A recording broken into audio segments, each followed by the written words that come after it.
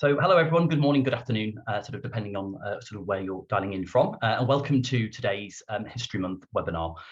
So my name is Matt Cameron, and I'm the Global MD of Lgbt Great. I'm really delighted actually to be bringing this really interesting and I think what's going to be a really insightful conversation with our fantastic lineup of speakers. So I guess we've got a number of different things we're going to be sort of focusing on today, and key point around sort of the role of financial services in really being stewards of equality, particularly with a focus on sort of race and LGBT, but actually also looking at what our organisations collectively can do to create better working environments for minority groups and indeed our community.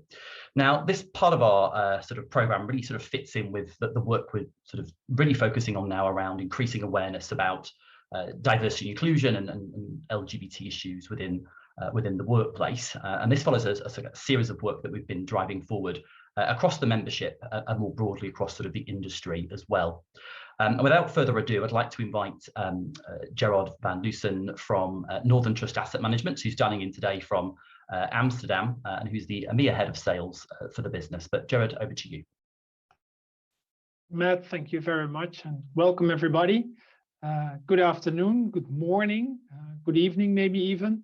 My name is Gerard van Leusden, or Gerard van Leusden, and I'm the EMEA Head of Sales for Northern Trust Asset Management.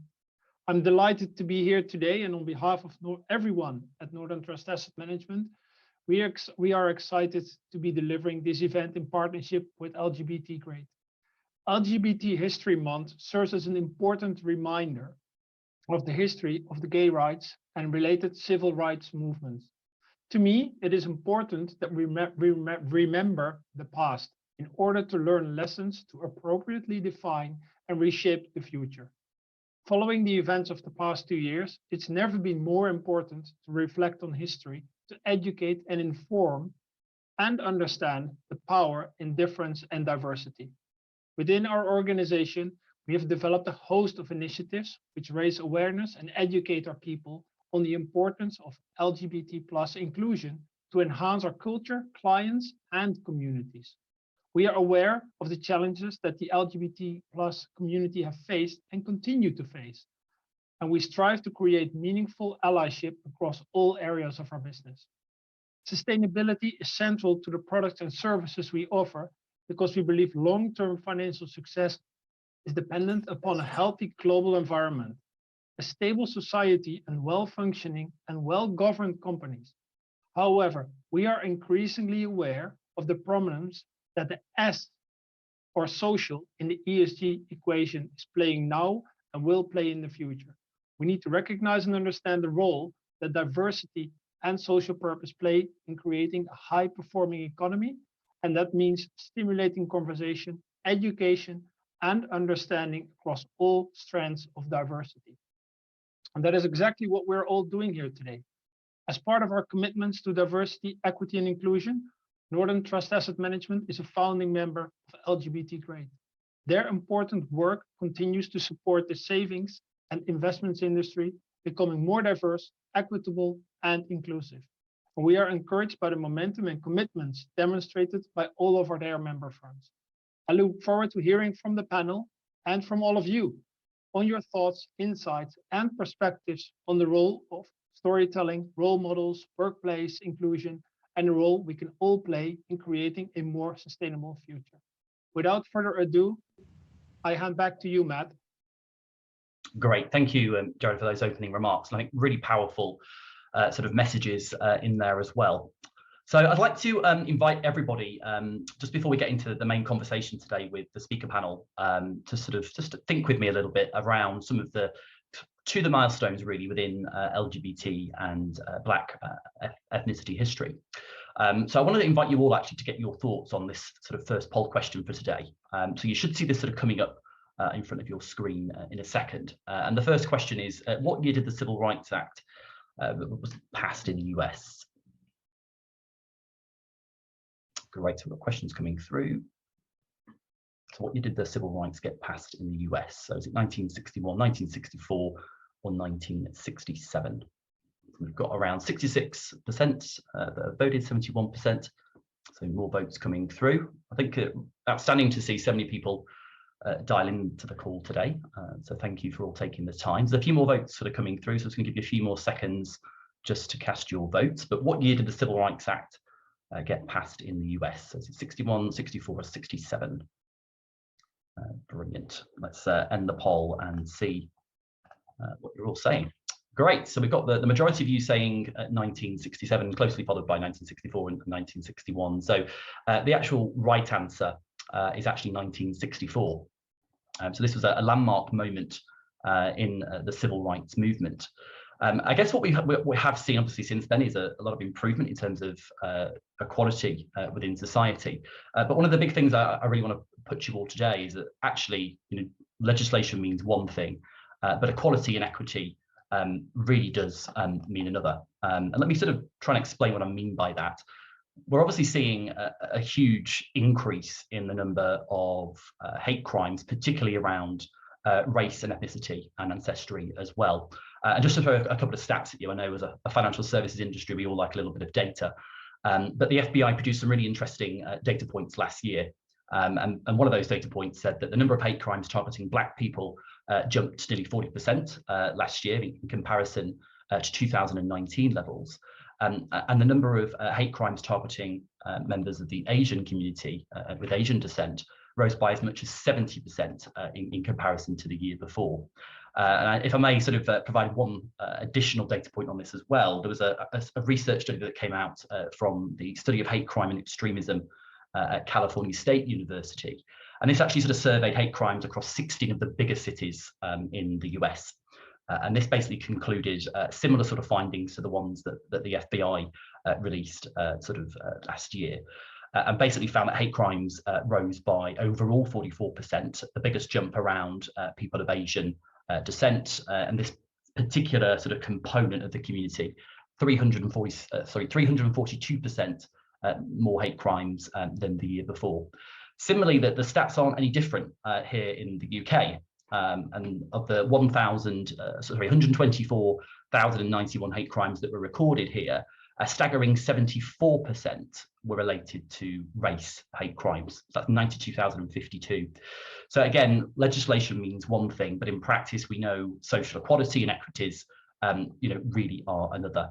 I'd like to get you thinking again with me just on another quick poll question. So I'm going to launch this now, and not to sort of focus too much on the negative, but I'm interested to get your thoughts on this question, which you can see in front of you. So how many transgender and non-gender conforming people were murdered in 2021? Now, for everyone that's dialing in, this is a stat actually that's from the Human Rights Campaign in the US, and they run this every year. We've got lots of votes coming through, so thank you for that. I'll give you a few seconds just to sort of see what you're thinking and what you're saying. But obviously we have seen a lot of conversation, a lot of very toxic conversation around gender identity, of course, developing in the last few years. And it's absolutely sort of getting out of hand in many different sort of guises. So I'm really interested to see what you think here. So how many transgender and non-gender forming people were murdered in 2021? So we've got 325, 350, or 375. Let's end the poll and see what you're all thinking.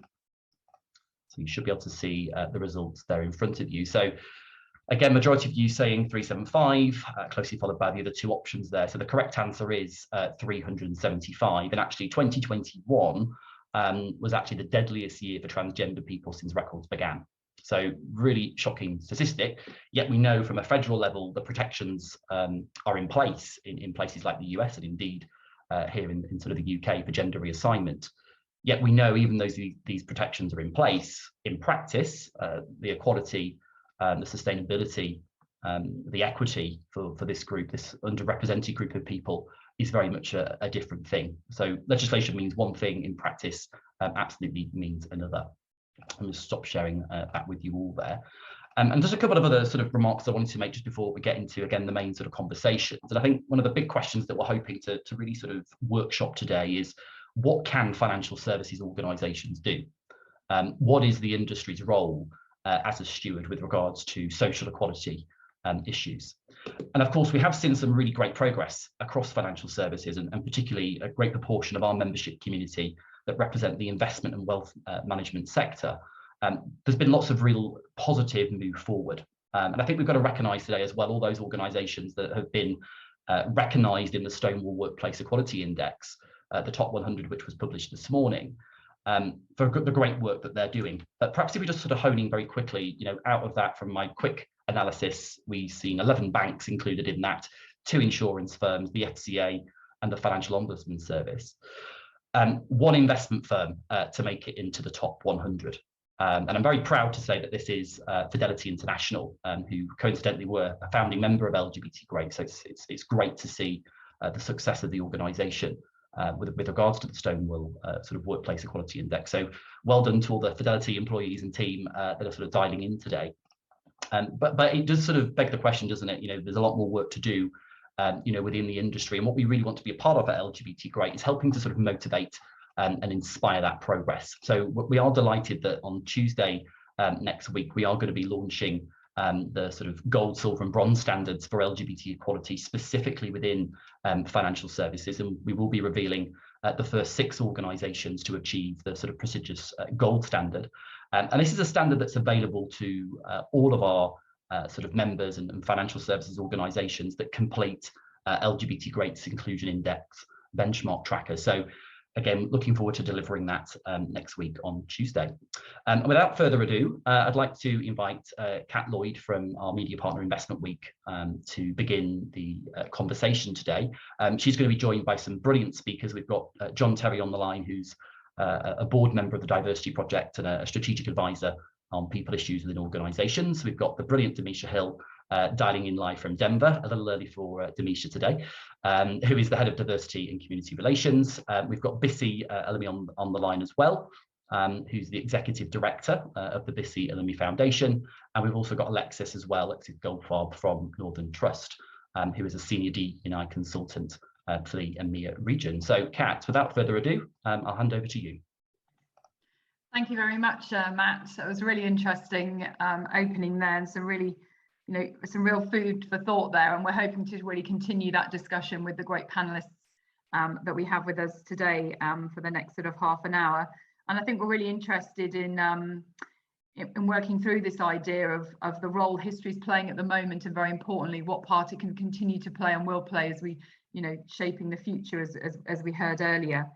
The role of financial services companies, but also in particular looking at Generation Z and how they're coming into our workplace and how we can really engage them in this area, and use the role of history as well to help with that. So some really interesting discussion points. We're going to be cracking on very quickly in a moment. Just to let you know that we've got the Q&A section just on the bottom of the screen. So if you do have any questions for the panelists, please do put them in there, and I'll try and weave them into the discussion and try and make this as interactive as possible. And we're also hoping to be getting some practical examples of how things like role modeling and storytelling can work in practice, and also how some of the firms have been using the IBIT tool as well to help them make progress in this area. So we should be covering quite a lot of ground here. So let's start off with the main question today. So what role does history play in supporting societal and organisational change? Alexis, can I come to you first with this one, just to get your opening thoughts on this? Thank you. You can, Katrina, as long as you can hear and see me okay. I think Gerard touched on it at the beginning. I think, when we have an opportunity to reflect on history, it provides a real opportunity to see where we've come from. And with that, there's an opportunity to see how far we've come, and what challenges we've overcome and how we've overcome them. And I think it provides a really interesting perspective and a really important perspective, because I think when we're able to reflect on where we've come from and what we've done, what we've overcome, we're able to almost predict what might happen, and we're able to kind of give a perspective and predict potential issues and challenges, and then really navigate how we can potentially get through challenges that we're facing at the moment. And I think I worry that if we don't tell stories and we don't reflect on history, they will just become stories. And they are the incidents, and they are the kind of parts of us that make us who we are. It's history that has shaped us into who we are today. And I worry that if we don't reflect on it, they just become stories. Yeah, and we will be touching on this when we look a bit more later about Generation Z and how we bring them into the workplace. But maybe sometimes we assume that this history is known, and actually it maybe isn't as well known by everyone at all levels of an organization, not just the younger people coming in. So maybe that's the sort of consideration as well to be thinking about. Vissy, can I bring you in here about the role of history? And I think when we were talking earlier, you were keen to make the point as well that a lot of these issues are still ongoing now, and maybe they're not happening for people in certain countries, but they are happening around the world, and this is an ongoing story, as it were. Maybe you could give us your views on this. Yeah, thank you very much, Christina, and good afternoon, everyone. You're actually correct. You know, I was having a conversation with someone yesterday about you know, killing in the US that is driven on the basis of race. And someone was saying, you know, that, you know, things have moved on from the time of Jim Crow. And I took a step back and I asked myself, and I remember the books that I've written from Emma Tibbetts and so many other things, that there is actually no difference in what happened then and what is happening now. Right. The only difference I would say is that we now have a social media that can actually tell story in real time. That's the difference. And when we look at the survey that that was presented to us by Matt, when it's come to trans killing, it's not so much that it is happening, it's so much that we don't know that it is happening. And when I saw those figures, it shocked me. And we are having a conversation here in the UK where we're saying that, you know, we can't talk about certain things, most especially when it comes to trans issues. We can't talk about certain things in classrooms. We can't engage young people about certain things. We just saw a bill that is about to happen, I think it's in Florida. Damashihi, if I'm wrong, please correct me, where the lawmakers are saying that schools are now allowed to out LGBTQI students. We saw something similar on the opposite side in Section 28 in this country.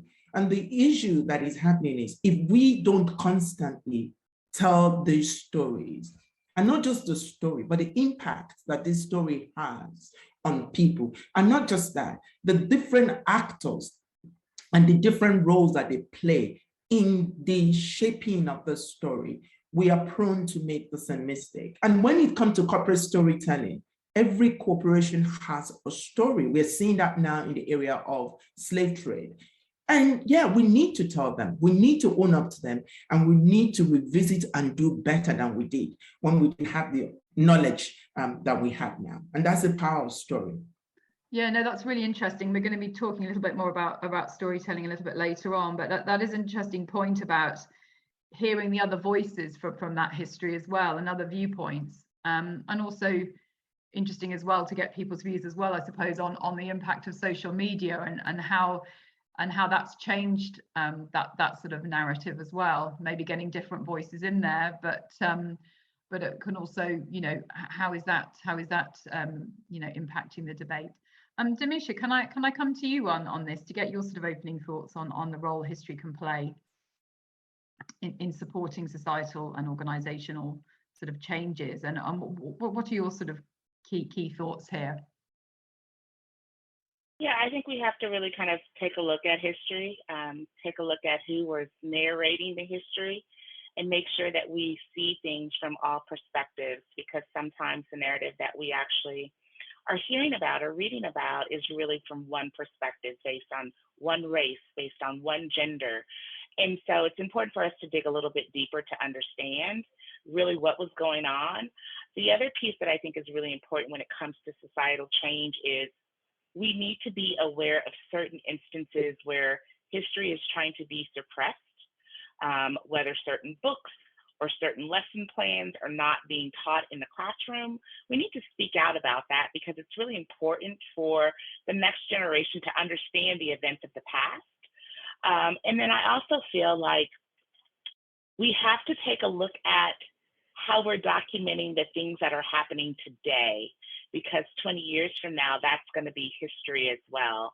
So we need to be really authentic and truthful in the way in which we're documenting the events of today. Yeah, I do like that point that yes, we're creating the history that other people can be looking about at as we go along, and we're hopefully learning some lessons from the past and taking those into the future as well. John, can I bring you in here? So I think you've got some interesting thoughts on this, and particularly about how leaders can learn from the past as well, and the history. Well, I mean, I would echo what everyone's said so far. Indeed, I'm going to butcher a great philosopher's pronunciation of his name, but Jorge Santayana puts it brilliantly. He says, those who cannot remember the past are condemned to repeat it.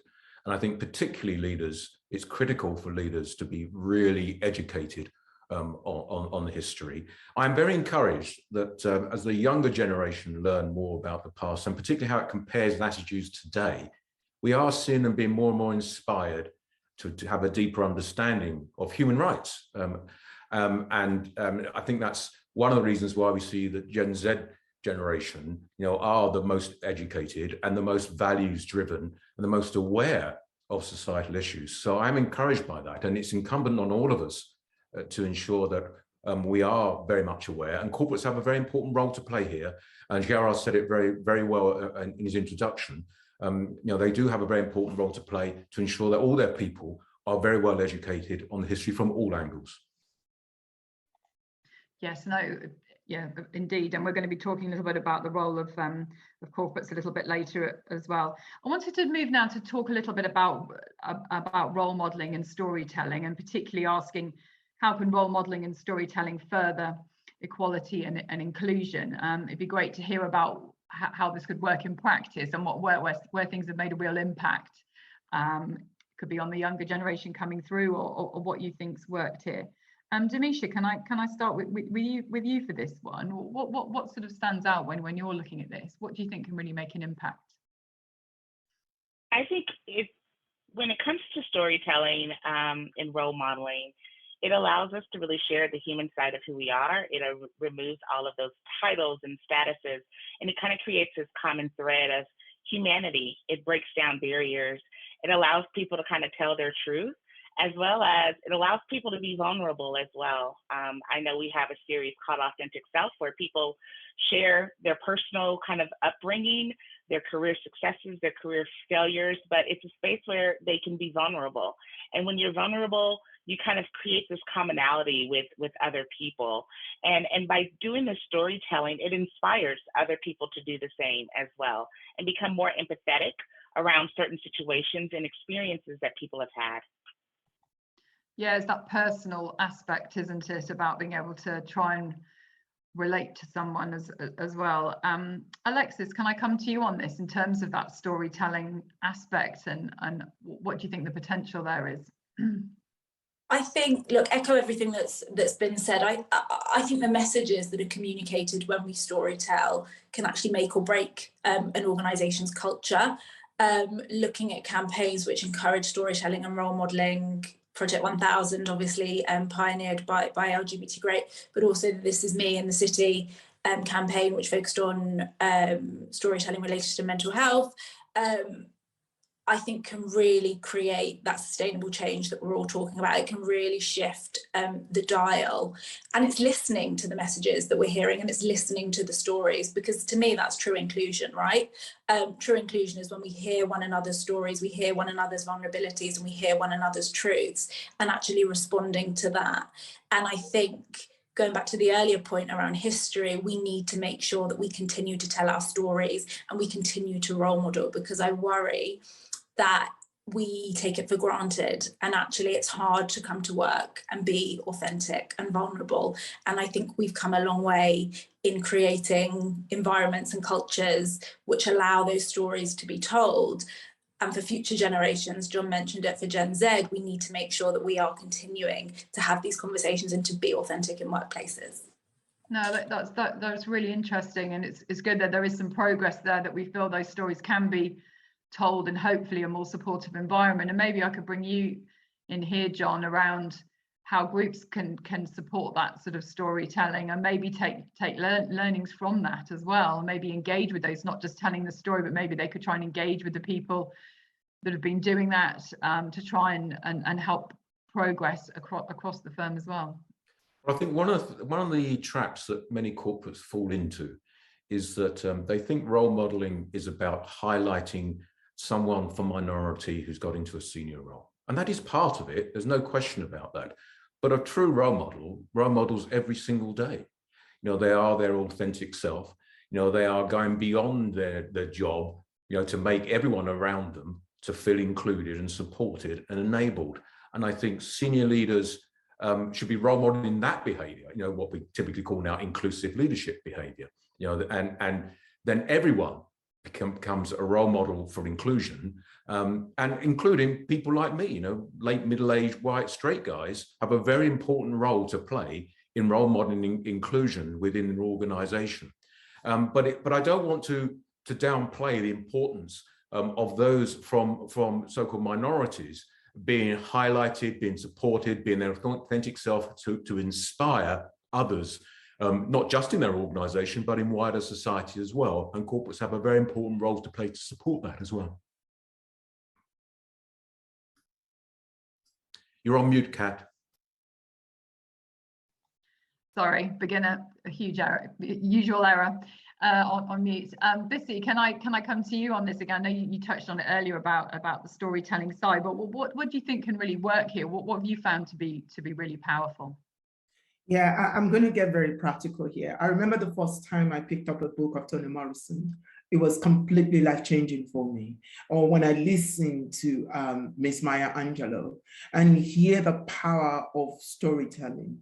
Or I see myself through the eyes of Bayard Rustin, a very prominent civil rights activist who also happens to be a gay man. Or I listen to the music of Nina Simone and I hear the struggle, the pain, but more importantly, the joy and the similarities that I have with her and with so many people, though I've never, before I come in contact with all this music, never been to the United States of America, but I could feel a sense of connection. And this sense of connection prepared me to a greater extent to when I became Black, right?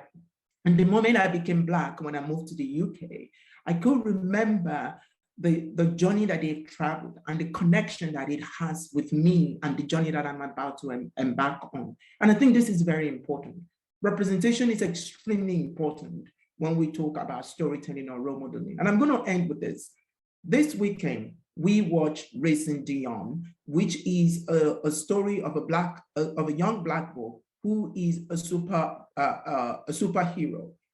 I watched this with my two godkids who are Black kids. And this for them, seeing a Black superhero on TV, they spend the whole weekend wanting to be superheroes. And this thing might sound a little bit inconsequential, but to those kids it's extremely powerful because tomorrow they will believe that they are not just Black, they can also be a superhero as well. And that is the power of storytelling and role modeling.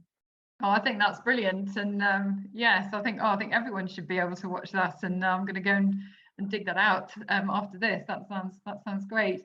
And we've got some really nice comments coming through on the chat as well, with people sort of really responding well to some of the comments that you've all been making. And one of the comments here is I completely agree that stories must be told, but they must be in the language of and made relevant to the people who need to hear and understand other people's reality, whose lived experience doesn't come close to those who've been historically marginalized. So yeah, I think there's quite an interesting point there around that language and making that accessible in some way as well. So thank you for those comments, and do please keep any questions coming in as well.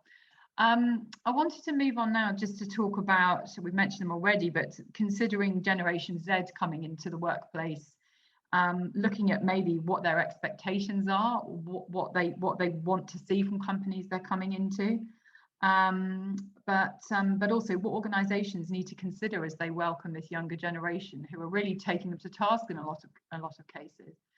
Maybe John, I could come to you here. I mean, these younger people coming through are really drilling down into these companies before they start working there in a lot of cases, aren't they? Looking at their environment that they're creating for employees. Well, I'm enormously encouraged by the younger generation, particularly Gen Z. And the latest estimates are by 2025, 27% of the working population will be Gen Z. So employers cannot ignore this.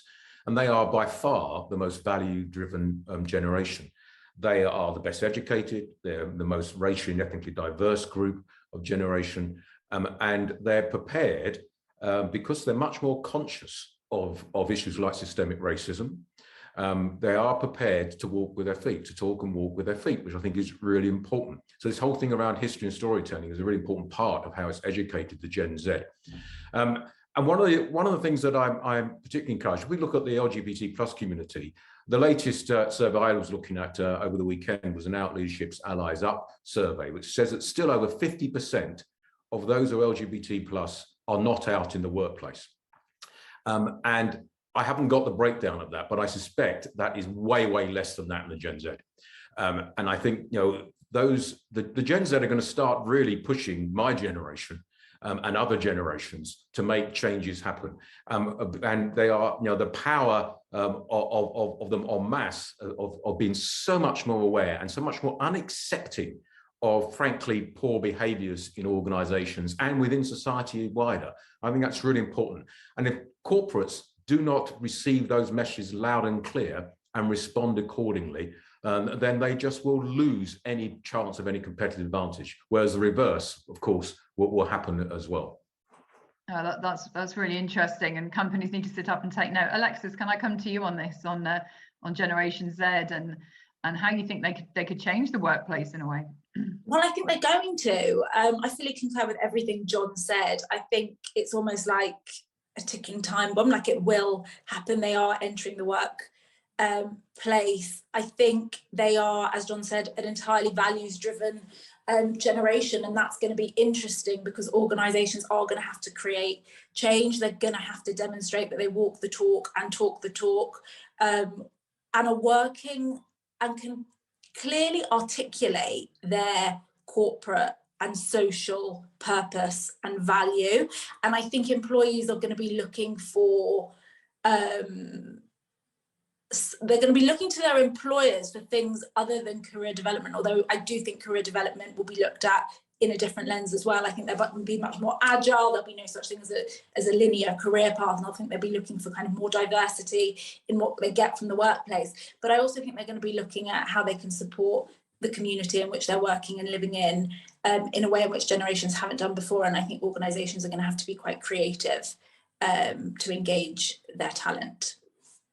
Oh, thank you for that. Yeah, definitely a lot of challenges for some companies, probably more than others. Demisha, can I come to you on this in terms of how companies are maybe viewing the younger generation and what they need to be doing to really engage them with a lot of these issues, and maybe use their expertise as well to help change how the company's evolving? Yeah, absolutely. I think they look at the world differently. They have more access to information. The environment in which they've grown up in is completely different than any environment that any of us have grown up in. They are willing to challenge the status quo. And so companies need to be agile and willing to embrace change. And then I think the other piece is the way in which they define themselves is differently. The way that they look at diversity is differently when it comes to race and ethnicity and even gender identity. And so some of the normal demographic characteristics, it's going to look different with Generation Z. And then I think that companies need to start to understand the stance that they need to take, because when they're going to be looking at employers, they don't want an employer that's neutral. They want an employer that's taking a stance on social justice issues.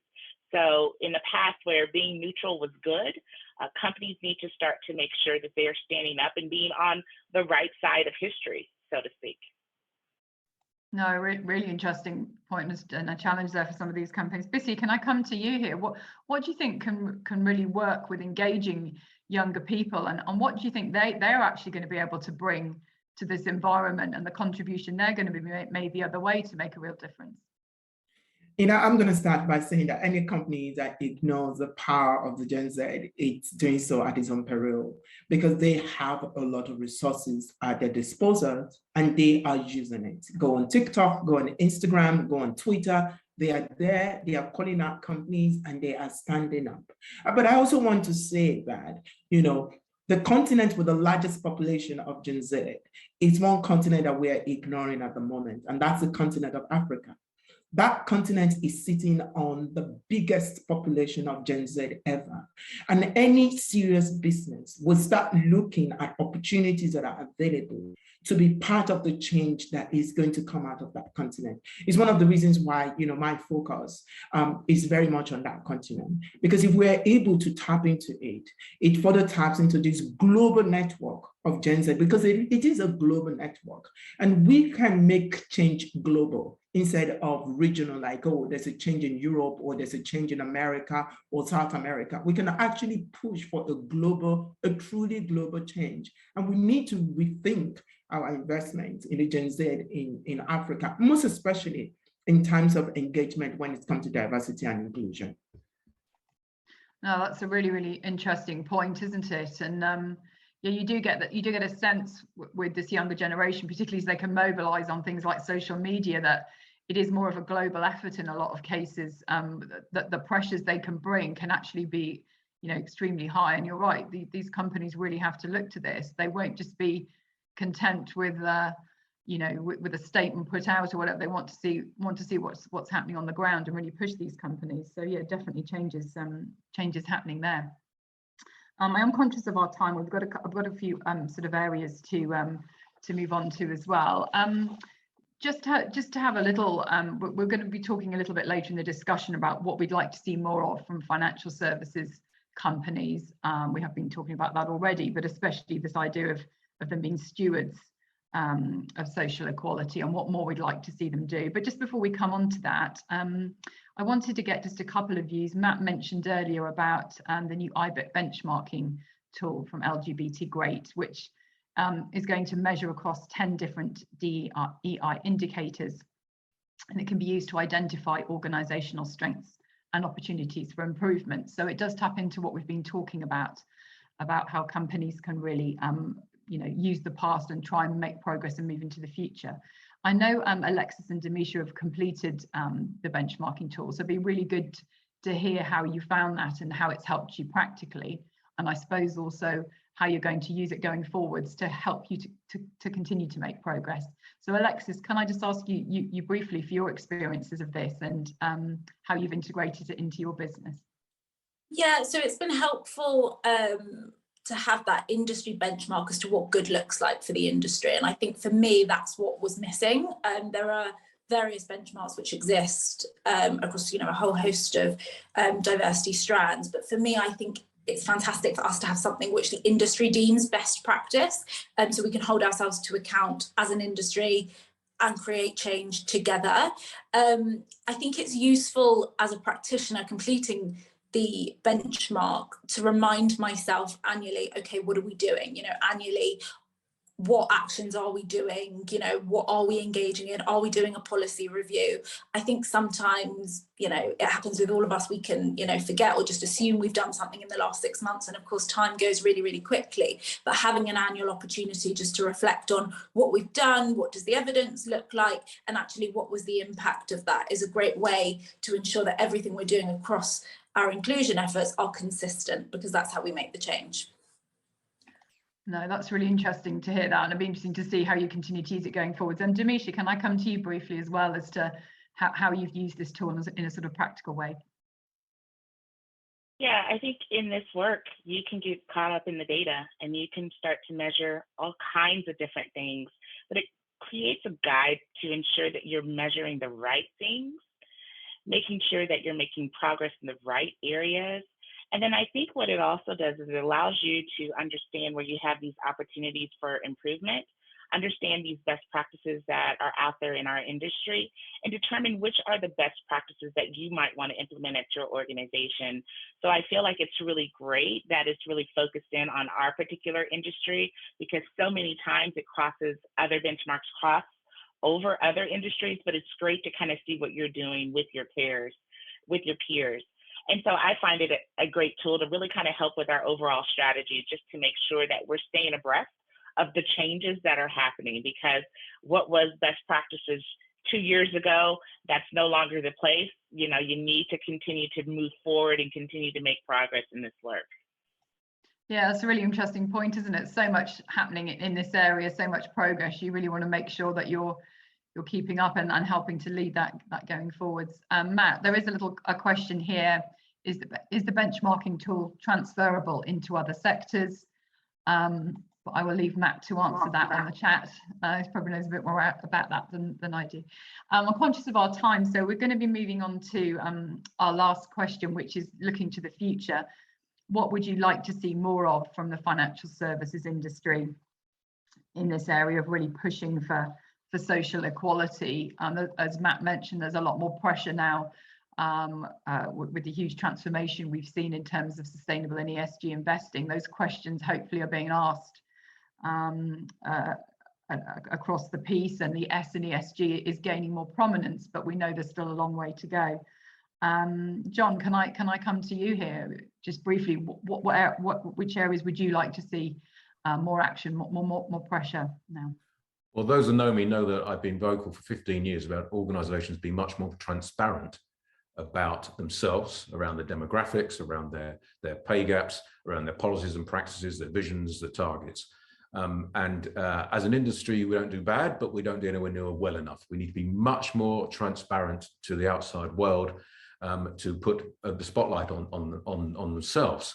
And I think they need to do more to champion the right behaviours throughout the whole chain of stakeholders, from their suppliers to their clients, their customers, their own employees, of course, the investors, and Demetria actually touched on this, but also to take a stand on social justice issues. And I think that really is the issue that organisations, not just because Gen Z will be pushing it, but organisations really need to actually be true to themselves. They can't just say, we believe in X if they're not actually going to be taking a stand on some of these significant social justice issues. The corporates have a huge amount of power. Do not forget that financial services has the power of funding, and capital in society. We have a huge amount of power to influence change right through governments and regulators. And I'd like to see a lot more of that, alongside being much more transparent around their own operations and their own policies and action plans. Yes, no, definitely. It's really stepping up there, isn't it? Not just saying you're doing it, but how are you having that influence? You say that you have a huge amount of power there. Bissy, can I come to you on this about what you'd like to see more of? I know when we were talking earlier, you were talking about companies doing more in areas where it's not easy. It'd be nice to hear a bit more about what you sort of mean by that, and if there's any particular areas where you would like to see a lot more progress. Well, maybe this is time to do some pitching, but I'm just going to go on some of the things that John actually said. Transparency is very important. And this transparency goes beyond, who do we have on our board or who is working for us. It's about what also are we financing? Because I think it's very important that where is our money going to? What is our money funding? We know, for example, on the continent of Africa, that a lot of money are coming in to push for homophobia and push for sexism. Where are this money coming from? Through who are this money coming in onto the continent? We need more transparency around that area. And finally, I also want to say invest. And this investment are going to be in two places. Invest in your team on the continent of Africa when it comes to diversity and inclusion. Use cultural and sensitive and political sensitive trainers. I'll put myself, who understand the system, who understand the terrain and can support your team, but also look for organizations on the continent that you can support, that you can invest in monetarily, that you can help them to move from the state that they are to the next state that it can be, because these are all of the things that will come together to make the life easier for the people, but also more importantly, for your company as well. No, some really, really good points there and call to action. Alexis, can I come to you here, looking to the future? What really needs to happen now? What in terms of making this next stage of progress? What do companies really need to be doing? Those who know me know I'm a massive advocate for collaboration and connection. I think there's a huge opportunity for the industry to really come together and recognise the role it has as an industry in coming together and creating change. I mean, if we all work together to identify what works and what the best methods are, it's surely something that we all stand to benefit from. And I think there's huge merit in sharing best practices, sharing examples, and again, coming back to John's point, being transparent with one another about where we failed and where we've learned and what we can do collectively to move forward together. So it's got to be collaboration and connection. Yeah, and huge power individual companies, but even greater power together as an industry, standing up for those issues, definitely. And finally, Demisha, I'll come to you just to close our discussion today. What would you like to see going forwards? What's going to be really important for you that companies need to be doing? Sure. I think when we're looking at this, and we're looking at companies, and companies are trying to figure out what is their ESG identity and trying to figure out what is that S, it's important for them not only to look at the human capital side from a diversity, equity, and inclusion standpoint, but they also need to look at their supply chain. Are they working with women-owned, LGBT-owned businesses, veteran-owned businesses, minority-owned businesses in their supply chain? I think it's also important for companies to understand the way in which they invest in the community. Are they investing in community organizations that are really uplifting and changing society? Financial services company, we should be advocates for financial literacy because that's a big problem. So many people are getting into financial debt, and a lot of times it's underrepresented communities that are impacted the most. So we need to make sure that we're putting kind of our money and our efforts into things that are really going to make a societal change. I think it's also important to understand the role that role models play. We need to have people that are willing to stand up and talk about this stuff so other people can kind of join forces. And I think to Alexis's point, it is about collaboration. You know, if we're all working together, then we're going to actually uplift everyone in this whole process. So how can we collaborate with one another on larger initiatives that really kind of help drive societal change? So at the end of the day, I think transparency is key, but actually using your voice as a company to actually make a difference is really important. No, some really good points there. And we'd like to think there's people on this call that are very influential at, you know, their own companies or investors that can maybe take some of these points back and raise them with their teams and continue the discussions as well. Because there is still a lot of progress that needs to be made, but I think there was a willingness by the people on this call, and we know a lot of other people in the industry for that to happen. So thank you so much for taking the time to join us for the discussion today. Thank you for all the comments on the chat as well.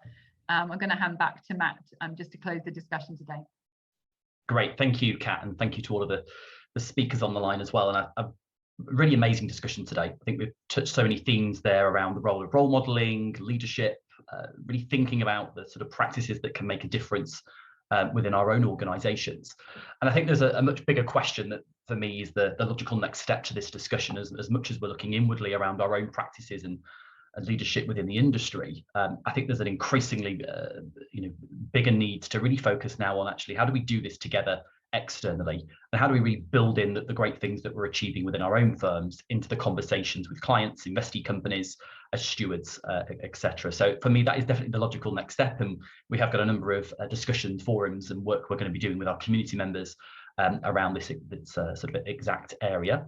And finally, please do keep an eye out on Tuesday when we announce sort of the first 6 organizations to achieve the LGBT Great Financial Services Industry Standard, the gold standard. We're going to be very excited to reveal who those organizations are as we continue to build momentum around good works within the industry. So on behalf of me and everyone from LGBT Great, thank you very much for dialing in today, and we look forward to seeing you all soon. Thank you.